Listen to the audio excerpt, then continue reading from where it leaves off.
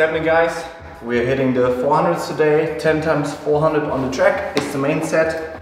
This is my only speed session of the week and my only quality run of the week.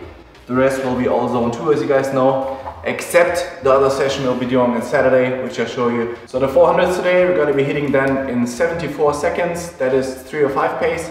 That's something I learned, to be honest, from the Norwegians, the Weitz brothers.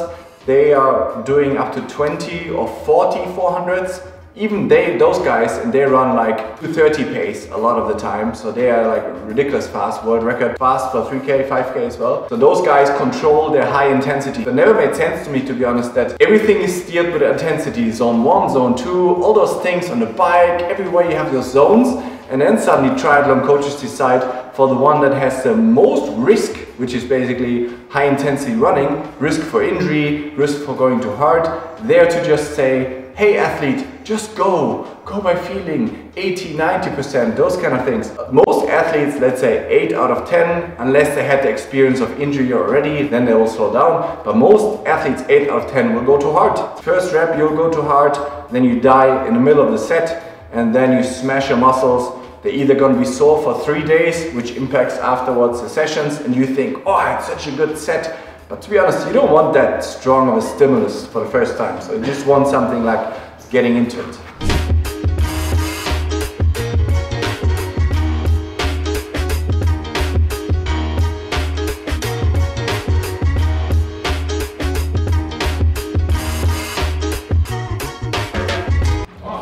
So total of the session is going to be 75 minutes, 1 hour 15.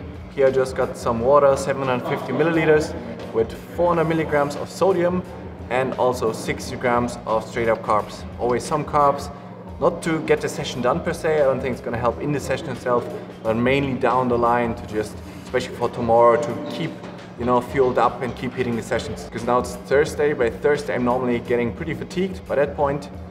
Because I have 2 quality days in me, the Monday, the Wednesday, which is the hard swim and hard bike sessions. This morning I had a good 5.7k swim, also with some higher aerobic work, 800, 600, 400 at 120 pace in a long course pool, alternating with easy, then 10 times 50 band only in the end, smashing the muscles, and also a fast 200. But after all that was just 230 flat in the long course pool, no tools. But yeah, it was a good session, got that in. Then had a full-on 1 hour nap. That really knocked me straight out. But enough of this, let's get the session in. 20-minute easy warm-up. And bear with me guys today, this is a one-man show. Filming will be difficult. Of course, I would love to give you awesome footage of running and following along. But unless my wife doesn't work, she can't help with the filming. So we're gonna be on our own today, but we're gonna make it work. And especially in between the sessions, between the 400s, give you some feedback.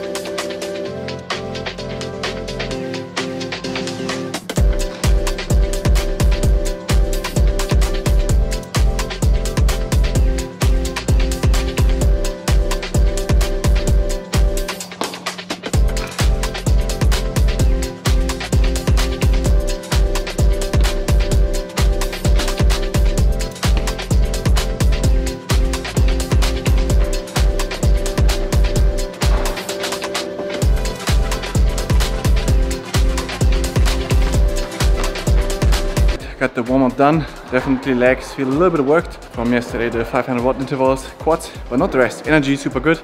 That means I did the diet right in the last days, and the sleep today definitely helped. Sleep is number 1 with recovery by far. Then comes nutrition, carbs especially. I did all that well, I can tell. Otherwise energy would be low. But if your energy is low sometimes, it's as simple as caloric intake, very likely. So now just some hamstring opener, and then we're getting into the main set.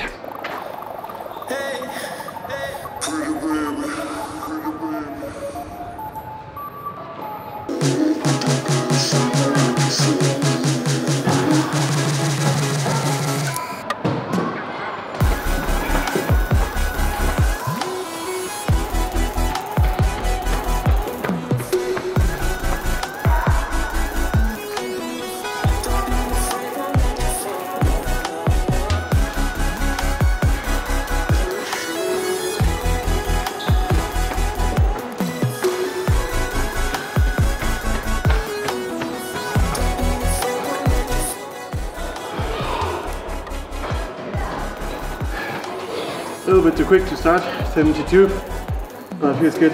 Hamstrings working, opening up a bit more. But I already now feels like I could do 1K reps, but gotta be patient.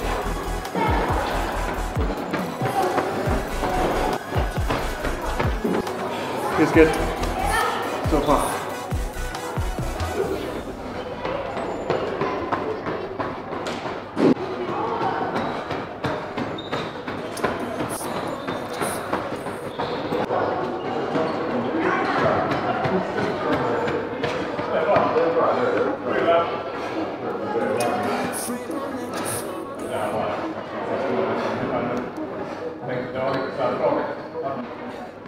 Definitely not looking good for the whole class. Already got a blister coming, had it yesterday as well. And my right knee feels a bit funny. So I think Nike next year, probably.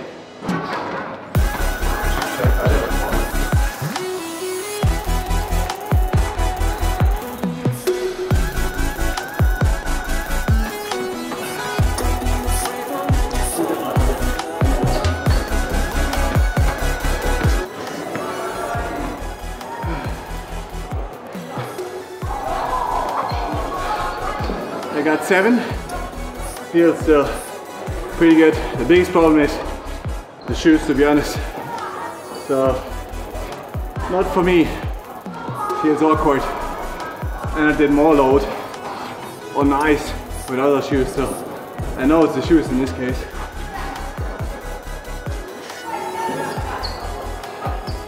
Got a flipping massive blister coming. Shit, this sucks. Not because of the pain running, but next 2 days running.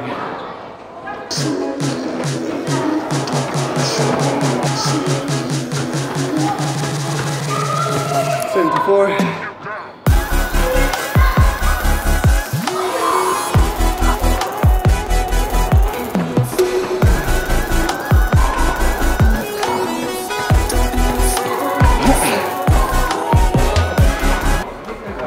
Last round. Definitely could do more, but with the shoes it feels funky and I want to do this year round, right? So definitely conservative start. To look at a half rate after this one, but feels pretty controlled. 7 out of 10 maybe.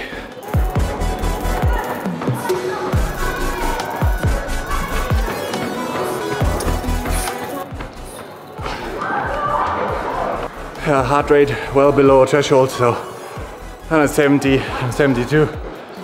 That's what I thought, but it's 1-to-1 rest ratio, of course, which is kind of best for you to max, but I'm a long way out. You can always shorten rest, but I don't think I will shorten rest.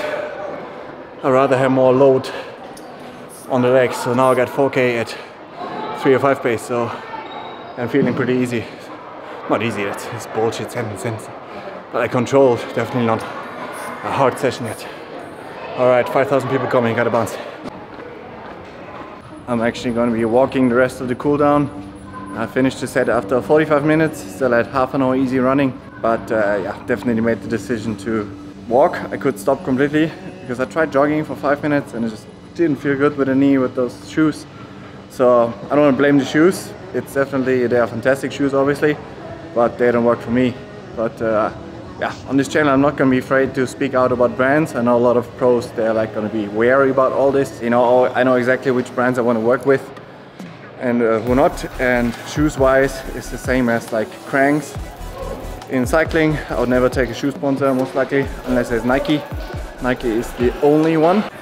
You go a bit in the history books of running. It's funny, in the 50s they did a lot of walk training actually, hours a week to supplement that with running, and they had also really good times already. So it's funny how the things change. So if you have to walk instead of running, you can run.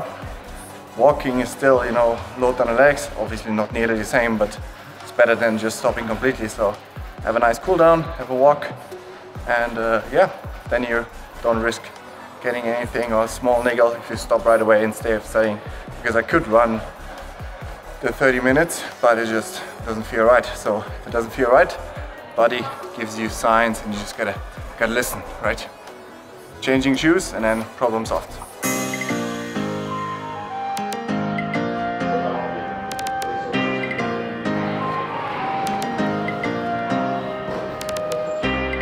Alright guys, heading home.